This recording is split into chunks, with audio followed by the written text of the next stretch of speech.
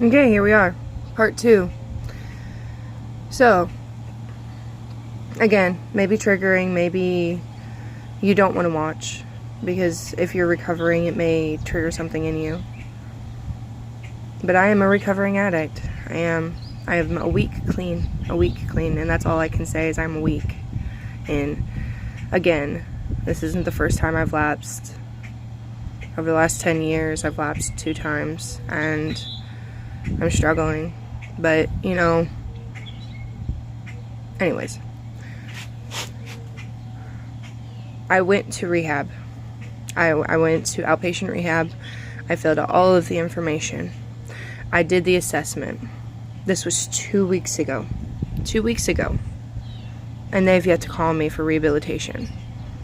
Now, the reason I'm pointing this out is if it's that hard for me with insurance to get help, how bad do you think it is for somebody on the streets who is homeless and has no help at all?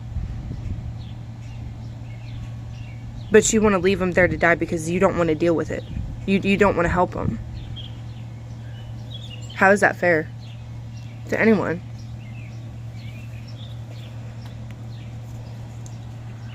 We're people too. We are a person, a human being, someone who matters to people. And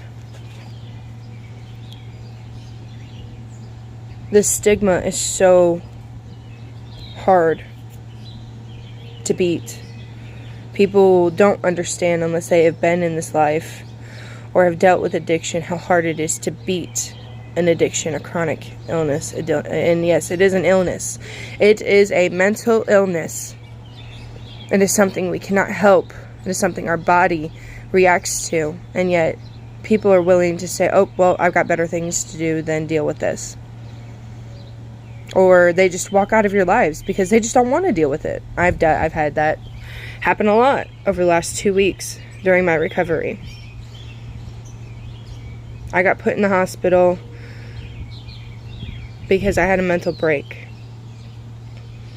And with that mental break, I lost at least 5 to 6 people who are really close to me because they don't want to deal with something with me.